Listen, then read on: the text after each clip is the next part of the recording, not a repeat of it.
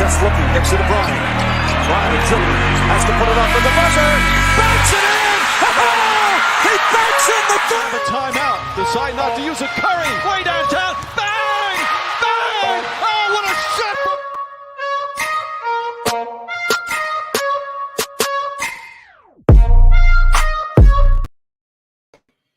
What is up, everybody? Welcome to another episode of Scotty Talks NBA.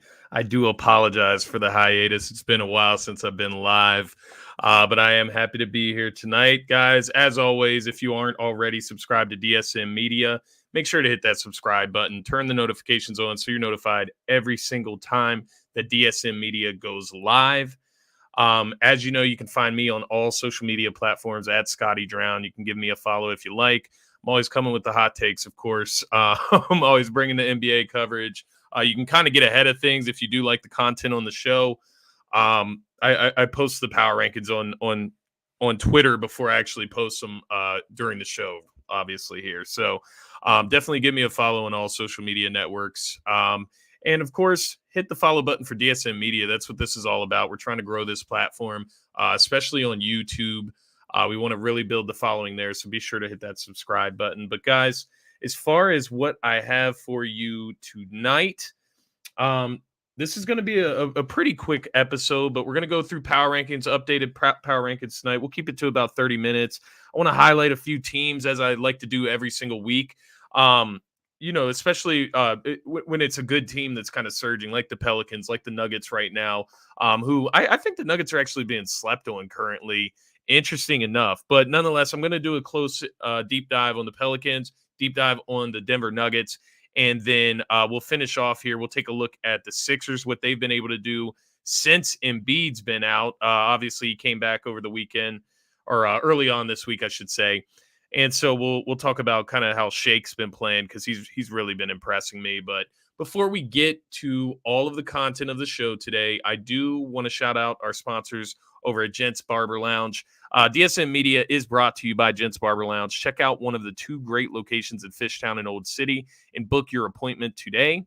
Gents owns the craft, and its shows rated the #1 barbershop on Yelp in the Philadelphia area.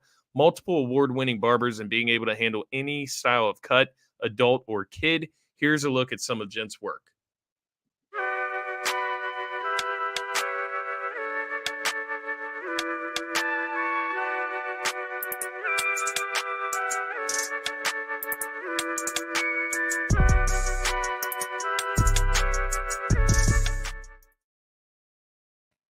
All right. Shout out to Gents Barber Lounge. Be sure to check out gentsbarberlounge.com. Book your appointment today in Fishtown or Old City.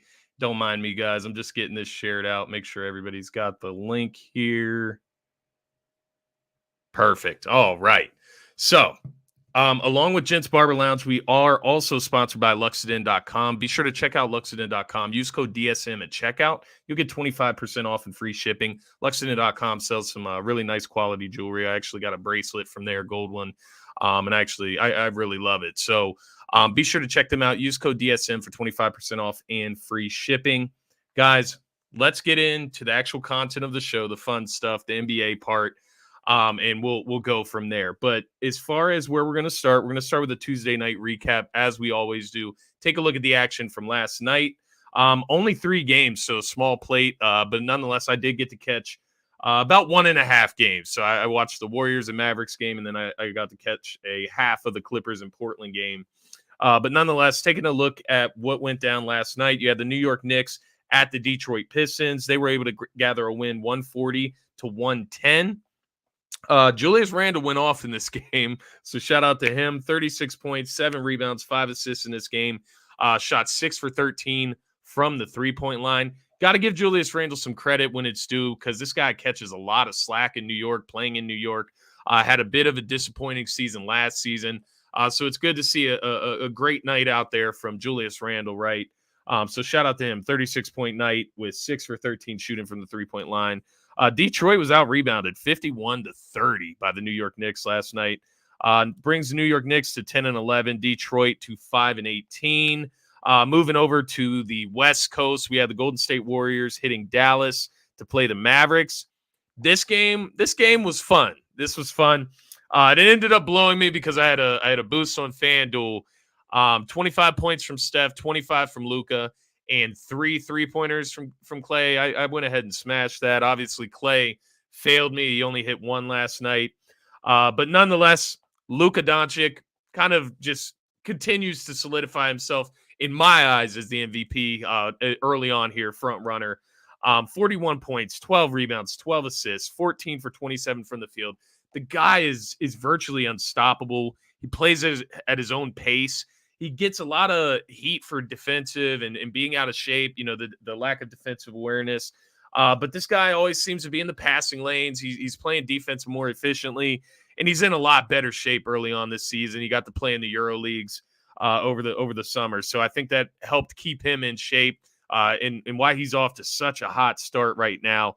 And why he's at the top of my MVP ladder to start the season. Now, mind you, Mavericks got to start winning some more games in order to really be solidified in that first place in that MVP ladder, right?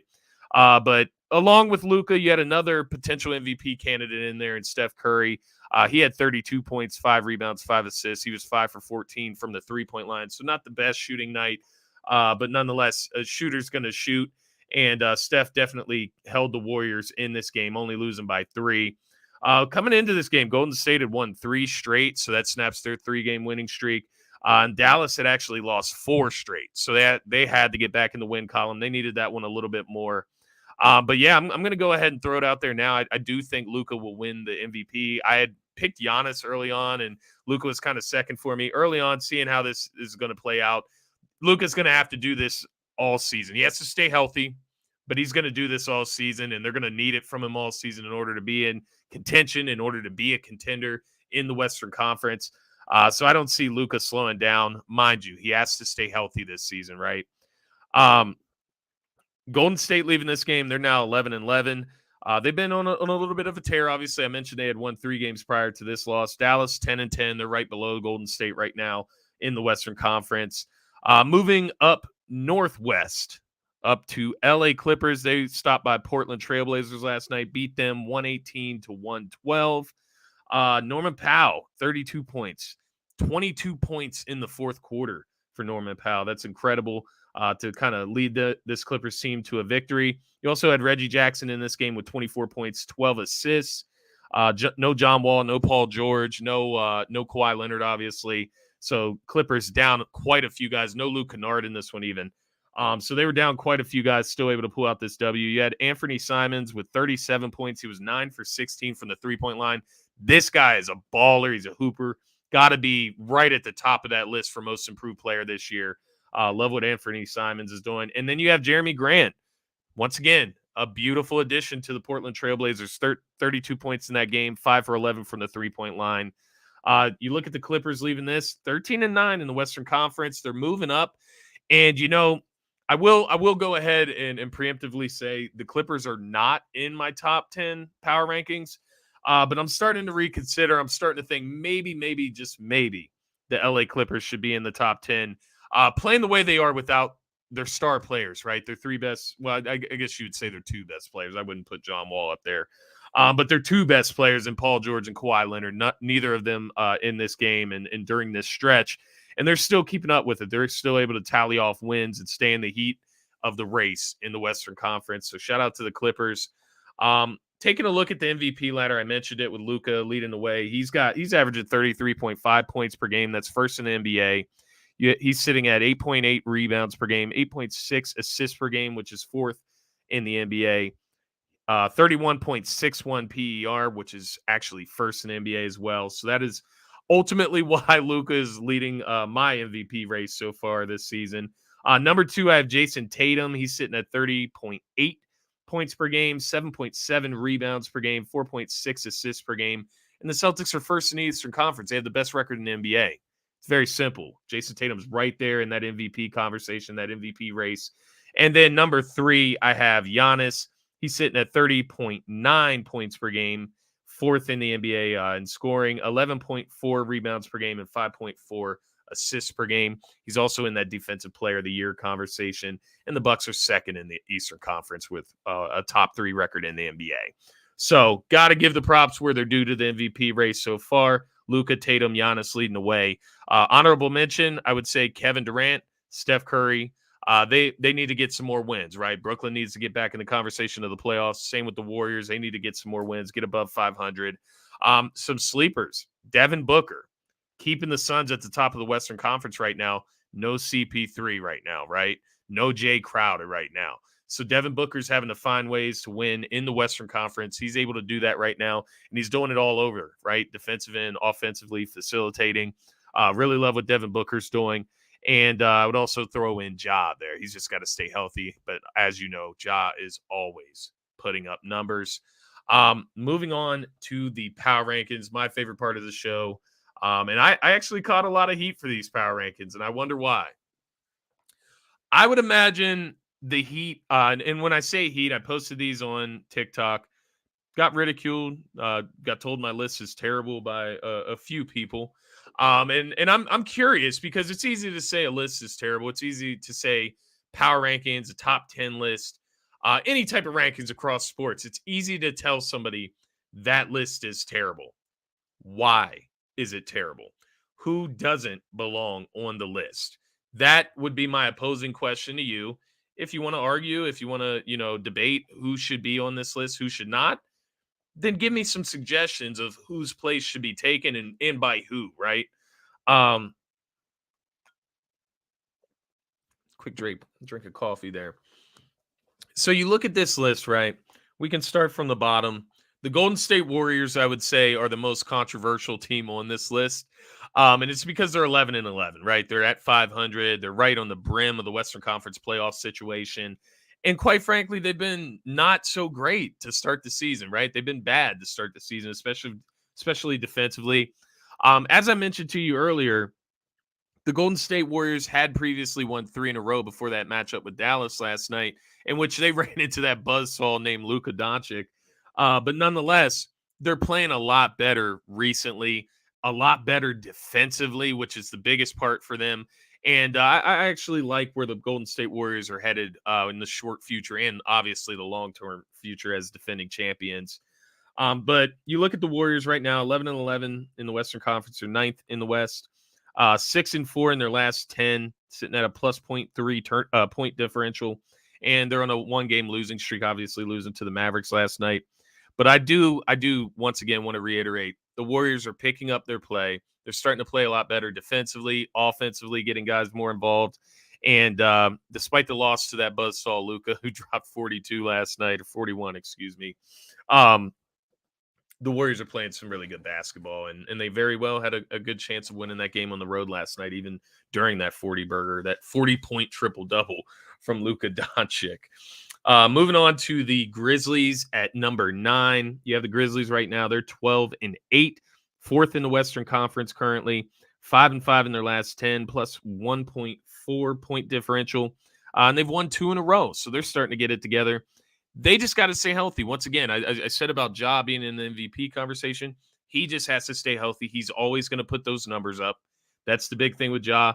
But it goes for their whole team. They just got Jaren Jackson Jr. back, Triple J. So they just got him back from injury. Desmond Bane's now out on injury. He's been out for a few games now. Hoping to get him back. Dylan Brooks on and off the court with injuries. So they got to get healthy, but nonetheless, we know this is a dangerous Memphis Grizzlies team. Yes, they were young last year. They're a year older this year. They got the experience. They just need to get healthy and get right. And I imagine them to get right back up near the top of the Western Conference in the short future. Going to number 8, you have the Pacers, who actually came in at number 7 last week. They did move down. They're currently 12-8, 4th in the Eastern Conference. They're 7-3 in their last 10, plus 1.4 point differential. And they've won 1 game in a row.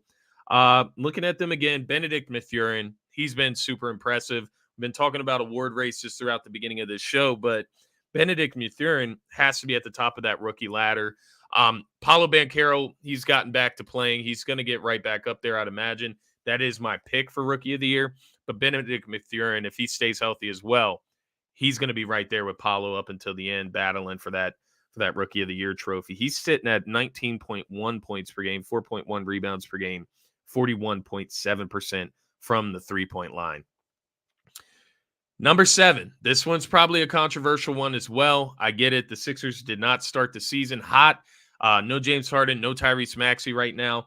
But that makes what they're doing even more impressive, that they're not playing with James Harden, not playing with Maxey. Embiid has missed a good amount of time this season. You did just get Embiid back. He was able to obviously reestablish himself on Monday against the Hawks. But nonetheless, you look at the Sixers right now. They're 12-9. They're 5th in the Eastern Conference, so they're right back up in that top 5 of the Eastern Conference. 7-3 in their last 10, sitting at a plus 3.6 point differential, and they've won 3 games in a row. You look at the short future for them. Harden is looking at returning next Monday against the Houston Rockets. So the Sixers' fortunes should only get better as they get Harden back, when they get Maxey back, and continue to get guys more and more healthy, more and more in the rotation, chemistry, keeping everything right as guys solidify their roles. But you got to give credit to the guys who have kept these Sixers afloat while Embiid's been out, Harden's been out, Maxey's been out. Shake Milton, DeAnthony Melton, Tobias Harris, George Niang, so on and so forth. You can go down that bench. The Sixers actually have some depth. You have to hope that this time, without Embiid, without Harden, without Maxey, hope that this gives the Sixers better chemistry, right? Gave guys opportunities to really feel things out. And that's my hope coming out of this stretch. You get Embiid back. Obviously, they're going to play the Cleveland Cavaliers tonight. We'll talk about that game on Sixers Pregame Live. Have to plug that right after Scotty Talks here. We will have Sixers Pregame Live. But nonetheless, Sixers coming in at number 7 for me, and I think they're going to continue moving up as they get healthier as well. Number 6, we're going to talk about the Pelicans very briefly here after we get done the power rankings, but they are 12-8, 3rd in the Western Conference right now, top 3 team in the West right now for the Pelicans. 7-3 in their last 10. They're sitting at a plus 5.5 point differential, and they've won 1 game in a row. You talk about Zion, 22.5 points per game, 6.4 rebounds per game, 4 assists per game. He's played the last 4 games for the Pelicans after missing a stretch, and they are 3-1 since he's returned. I expect the Pelicans to keep surging. Obviously, they got to stay healthy, keep Brandon Ingram, CJ McCollum, all those guys afloat. But I love what the Pelicans are doing. The Denver Nuggets, a team we may just be sleeping on. They're currently 13-7. They're 2nd in the Western Conference, 6-4 in their last 10. They've won 3 in a row. Jokic this season, 23 points per game, 9.8 rebounds per game, 8.8 assists per game. He has missed 3 games this season, of course. But nonetheless, Jokic not being talked about much. The Nuggets not being talked about as much as I think they should be. As Jamal Murray continues to get healthier, Michael Porter Jr. continues to get healthier, continues to get the right chemistry with that Nuggets squad. And Bones Highland, I love him. I love him off the bench. He's a good candidate for 6th man of the year. You talk about KCP, a great addition there. So really love what the Nuggets have going on. We're going to do a short segment about them following this. Number 4, we have the Cavs coming in. They were actually 3rd last week, so they did drop a spot. They're 13-8 right now. They're 3rd in the Eastern Conference, 5-5 in their last 10. They did lose their last game, and Jared Allen has actually missed the last 2 games, and it looks like he's going to miss this matchup tonight against Embiid and the Philadelphia 76ers. Nonetheless, I still love what the Cavs are doing. They're still in a great spot in the Eastern Conference. They just need to get healthy and continue to stay afloat. Once again, that Donovan Mitchell, that Darius Garland backcourt, I love what I'm seeing there. Number 3, can't sleep on the Phoenix Suns. They're 14-6 right now, 1st in the Western Conference, 7-3 in their last 10. They've won 5 in a row. Mind you, CP3 hasn't played in the last 10 games, so the Phoenix Suns are doing all of this without CP3, one of their monumental leaders, right? Speaks to Devin Booker, though, right? Keeping this team afloat, leading this team, getting everybody the ball, facilitating, playing defense, and just bringing it on a nightly basis. Devin Booker, I mentioned him earlier as an honorable mention in that MVP ladder combo, and you got to keep him in mind when you're talking about MVPs this year. Phoenix Suns, 1st in the Western Conference, 3rd on my power rankings. Coming in at number 2, we have the Milwaukee Bucks at 14-5 on the season. They're 2nd in the Eastern Conference, 5-5 in their last 10. They've won 2 in a row. The crazy thing about the Milwaukee Bucks, mind you, that nothing has changed up top here. Milwaukee, Boston, they're staying in the 1-2, rightfully in order. But nonetheless, the intriguing thing about the Milwaukee Bucks right now is that Chris Middleton is set to return Friday against the Lakers. So they're looking at a Chris Middleton return to the lineup against the Lakers on Friday. Obviously, it'll take him a little bit to get back into the rotation, get back in the mix and feeling right out there on the court. But nonetheless, it's a step in the right direction health-wise for the Milwaukee Bucks. I'm sure they're excited for that, and they should be. Get their all-star back. Coming in at number 1, we have the Boston Celtics. They are 17-4 on the season. That's first in the Eastern Conference, 9-1 in their last 10. And they've actually won 4 in a row. Once again, nothing has changed with the Boston Celtics. They just keep winning games like they're supposed to.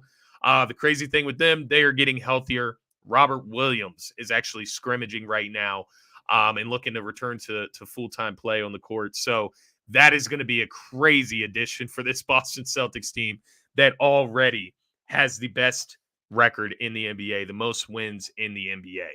Crazy addition. But that's going to round out my top 10 of the NBA power rankings. I get it. If you have arguments, debates, of course, bring them to the comments. I always comment back. I promise you that. If you want to go find me on TikTok, you can find me at Scotty Drown. You'll find this post as well as my NFL power rankings. I love to debate. Go ahead, bring it to my comments, and we can definitely chat about it. But we're going to go ahead and move on here. I just want to briefly touch on the Pelicans and the Nuggets. Obviously, I mentioned that earlier in the show. You have the surging Pelicans right now, right? They're 12-8, third in the Western Conference, fourth in points per game in the Western Conference at 116.7 points per game. That's actually fifth in the NBA as well. On top of that, they're fifth in opponent points per game in the Western Conference at 111.2. As I mentioned earlier, they're 7-3 in their last 10. They're 8-6 in November. And mind you, Zion has missed 5 games during this entire season, and they're still sitting at, third in the Western Conference. You look at this roster, it's such a deep roster. You talk about a 10-man rotation possibly, right? You go all the way down from Devontae Graham, who's averaging about 6.2 points per game, all the way up to Zion, who's averaging about 22.5 points per game. You go down the list, you got Brandon Ingram, 20.8 points per game. He's shooting 46.7% from the three-point line. You have CJ McCollum, 18 points, 5 rebounds, 6 assists. Jonas Valanciunas, 12 points, 9 rebounds. Trey Murphy III. I was about to call him Troy Murphy from back in the day. The power forward stretch shooter. I remember him. But this is Trey Murphy III, another shooter that can shoot from anywhere on the court, but he's averaging 12.3 points per game. He's having a hell of a year. 40.2% from the three-point line. Herb Jones, everybody was raving about Herb Jones. Nothing's changed with him. 10.5 points per game, 3.7 rebounds per game, 1.3 steals per game. Then you go down the list, Larry Nance Jr., Jose Alvarado, Najee Marshall, Devontae Graham, as I mentioned earlier. It's a very deep roster, 10 guys they can legitimately go to, maybe even further than that when you get down into the Willie Hernan Gomez's. And you talk about Willie Green, a guy that I picked before the season to be the head coach of the year this season because this Pelicans team has such a high ceiling. I feel like they're a team that's being slept on, but nonetheless, they're making their mark early in this season, moving up to third in the Western Conference. And I'm excited. I'm excited for their future, guys. So keep your eyes on the New Orleans Pelicans. The other team I want to touch on is also in the Western Conference, surging up the rankings. You look at the Denver Nuggets, and I feel like they're just not being talked about like some of the teams that we talk about, contenders, right? The Bucks, the Celtics of the world. You probably would still throw the Warriors up in that conversation, right? Memphis Grizzlies, the LA Clippers when they're healthy, right? The Denver Nuggets, when they're healthy, have a ridiculous roster. They made some ridiculous additions this offseason just by getting guys healthy, but then also 2 additions that I love that are contributing to the rotation thoroughly. But you look at the Nuggets right now, you go to the sports books, they got the 6th best odds to win the NBA title at plus 1,400. They got the 4th best odds to win the Western Conference at plus 600. Mind you, this is without seeing Michael Porter Jr. get to where he's going to really be at when he's at full skill level, right? When he's at full optimized level, playing in that Nuggets rotation, getting fully healthy. Jamal Murray is still not playing at his full potential right now, fully healthy. So you got to take all of this into account, and they still have the 4th best odds to win the Western Conference, 6th best to win the NBA title. They're 6-4 in their last 10. They've won 3 in a row. Mind you, as I mentioned, Murray and MPJ still finding their way. You look at their rotation. You got Jokic averaging 23, basically 23, 10, and 9. Ridiculous. This is a two-time MVP. I get it. You see, I'm a Sixers fan. I don't hate Jokic. I don't disrespect Jokic because the man balls and he got the MVP awards. He's a 2-time MVP. He's got the experience, right, going out of the playoffs last year. But you get Michael Porter Jr. and Jamal Murray back. Michael Porter Jr. early on this season, 16 points, 6 rebounds, shooting 42.7% from the three-point line. This is a 6'10 forward that can handle the rock, shooting 42.7% from the three-point line. Hits about 3 for 7 for the each game. It's incredible to have around Jokic, the best passing big man in the NBA, right? A guy that gravitates and brings guys in around him and then spreads the ball out. You look at Jamal Murray, 17.3 points per game, 5 assists, 35.8% from the three-point line. He's a better shooter than that. That's going to get better. That's what I mean about this Denver Nuggets team. They have a lot of potential here. You look at Bones Highland, 15 points per game, 3.6 assists per game, 44% from the three-point line. As I mentioned, 6th man of the year candidate right there. He brings an instant scoring punch. And then don't forget about guys like Aaron Gordon, right? 16 points per game, 6 rebounds, 38.3% from the three-point line. Once again, emphasizing spreading the floor for Nikola Jokic, giving him space to work. KCP, 11.6 points per game, 50% from the three-point line. An addition in the offseason. That was a great addition in that trade with the Washington Wizards. And then Bruce Brown, one of the best offseason acquisitions you could talk about here. Averaging 11 points per game, 4.5 rebounds, 4.7 assists per game, and he's shooting 38.5% from the three-point line. I wondered how he would fit around Nikola Jokic. It's going to work if he's shooting the three-point like that. He can space the floor, but he can also do a little bit of everything. These 4 new additions, it's going to make the difference for the Denver Nuggets. If they can stay healthy, they're going to be right there in the thick of it with the Western Conference contenders and NBA contenders, quite honestly. Excuse me.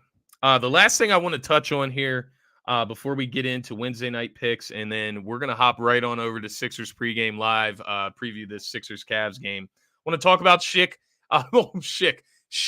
Mini-Harden Milton. It's a little nickname I gave to him just because the last few games, my man has been filling the stat sheet, points, assists, rebounds. He's doing it all for the 76ers with Maxey and Harden out, and I love what I'm seeing from him. You take a look at Shake's last 7 games, averaging 22 points per game, 6.6 assists per game, 5.9 rebounds per game. Specifically looking at the last 3 games, you talk about the game against Atlanta, 21 points, 5 rebounds, 7 assists. That's with Embiid in the lineup. Love to see that. Versus Orlando twice. Latest matchup, 29 points, 5 rebounds, 7 assists. And then the one before that, 24 points, 9 rebounds, 10 assists. Borderline triple-double for Shake, Mini-Harden, Milton. Just wanted to highlight that. Give Shake some shine here. He deserves it. He's definitely earned a permanent spot in this Sixers rotation, and I do not want to see Doc deviate away from that. You need to have a 4-guard rotation, even when Maxey, Harden come back. When those guys go off, Shake, even if it's 5 to 10 minutes, it needs to be 5 to 10 consistent minutes per game. It can't be here and there where we throw Shake out there to the Wolves. He's found himself. Let's let this keep going, keep getting him minutes, keeping him comfortable in this rotation, even as you ease Harden and Maxey back into play once they do get healthy and start to make their way back. But, man, the Sixers have been 5-2 during this 7-game span by Shake Milton, which I mentioned he's averaging 22 points, 6 assists, 6 rebounds per game. This is an incredible stretch by Shake. Got to appreciate that he's kind of finding himself. He's always had the skill set. He's always had the tool bag. He's putting it on the court now, and he's finding his spot in this rotation. Moving on. No, I'm talking fast. Got to get out of here before the Sixers pregame show. Looking at tonight's slate, I'm going to give you my picks. Last week went 5-7. I was 4-6 a week before that. So we got to bounce back tonight. I'm going to go through the slate here for you. So we got the Sixers at the Cleveland Cavaliers. Cleveland is a 3.5-point favorite tonight. No Harden, no Maxey, no Jared Allen, no Kevin Love. kind of equals the playing field, right? You have Embiid out there. Who's guarding Embiid from the Cleveland Cavaliers? You going to throw Evan Mobley on him? I don't know. That might get him in foul trouble. I don't know if that's the move. I'm actually going to go with the Sixers on the road here to take this one. Next up, we have the Atlanta Hawks at the Orlando Magic. Atlanta is a 6-point favorite in this one. This one's easy for me. Orlando's a bad team right now. They're young. They got some great potential, but they're a bad team. Going with the Hawks in this one. We have Miami Heat at the Boston Celtics. Boston is a 9-point favorite. Boston's just playing too good right now, and I'm going to pick them until they lose, right? Until they fail me, I'm going to pick the Boston Celtics, especially against this Miami Heat team that just has not been off to a great start this season. Next, we have the Washington Wizards at the Brooklyn Nets. Brooklyn's a 5.5-point favorite in this one. I actually do think Brooklyn takes this one against the Wizards at home. They need to get some things going, right? So what a chance at home against the Washington Wizards. We have the Milwaukee Bucks visiting the New York Knicks. Milwaukee is a 6.5-point favorite on the road against the Knicks. This is a tail end of a back-to-back for the Knicks. Definitely got Milwaukee pulling this one out tonight. Next, we have the Memphis Grizzlies at the Minnesota Timberwolves. Memphis is a 2.5-point favorite in this one. Going to go with the Memphis Grizzlies. Obviously, Minnesota just suffered a tremendous injury to Cat. Prayers to him. Hopefully a speedy recovery. He should be back. It's just a calf strain, which was actually good news in my opinion. Toronto at New Orleans Pelicans. This one should be a very good one. Toronto's a 2.5-point favorite. I know Brandon Ingram, CJ McCollum, they were questionable for tonight. Hopefully they go. Nonetheless, I'm going with this New Orleans Pelicans team. I think they're deep. They're at home. I'm going with the Pelicans with the upset there. Next, we have the Spurs at OKC. OKC is a 3-point favorite in this one. SGA is too good right now. He's averaging like 31 points a game. He's second in the NBA in scoring. OKC gets this dub. We have Houston at the Nuggets. Denver's an 11.5-point favorite in this one. Obviously, I just did a whole segment on Denver. They're winning this game. They're playing really good basketball right now. We have the Chicago Bulls at the Phoenix Suns. Phoenix is a 5.5-point favorite. I'm going with Phoenix in this one once again, just playing too good of basketball right now. We have the LA Clippers at the Utah Jazz. Utah's a 7.5-point favorite in this one. This one was tricky for me. It's LA Clippers on the tail end of a back-to-back. No Kawhi, no PG-13. They've been playing really well. I'm going with the Clippers in this one. I think they kind of show some of that fraudulent activity from the Utah Jazz tonight. Clippers get this W on the road on the tail end of the back-to-back. Next, we have the Pacers at the Sacramento Kings. Sacramento's a 4.5-point favorite. I'm going to go with the West Coast team here. They're at home, right? Pacers had to travel across the country. I'm going to go with the Sacramento Kings. And then finally, we have the last game of the night, the Portland Trailblazers at the LA Lakers. Lakers are actually a 5.5-point favorite right now. You got LeBron playing. You got AD playing at an MVP type level. Portland. I'm going Portland in this game. Obviously, it's a tail end of the back-to-back for them, so they may be a little tired there. But I just like what Portland's got going on, and I still don't necessarily trust the LA Lakers. So there you go with my Wednesday night picks. Obviously, next week we'll recap everything. Obviously, go full script over it all. We'll see where I ended. Got to hold me accountable. As I mentioned, 5-7 last week, 4-6 the week before. So I got to get my shit together. Best bet of the night. It's going to be really simple for me tonight as we get out of here. Coming in at plus 150. I went safe tonight. I went safe because I need to get some money back. I lost some money on the World Cup earlier. I needed a Messi goal, and he failed me. But nonetheless, we're going to go with Hawks money line, Bucks money line, Celtics money line parlayed. These are safe picks for me tonight. You got the Hawks against Orlando. You got the Bucks against the Knicks on the back end of on the tail end of a back-to-back for the New York Knicks. And you have the Boston Celtics who are playing lights out right now, going up against the Miami Heat who have been struggling. Comes out to plus 150. That is my best bet of the night. That is going to be it for this episode of Scotty Talks NBA, guys. I can't wait to see you on Saturday. Scotty Talks Sixers, full in-depth analysis. We'll get right into it. And I also will have a special guest, Sean Barnard, on the scene later on this week. So keep an eye out for that. We will be live for that. But guys, that is going to be it for this episode of Scotty Talks NBA. Hope to see you next time. And thank you for tuning in.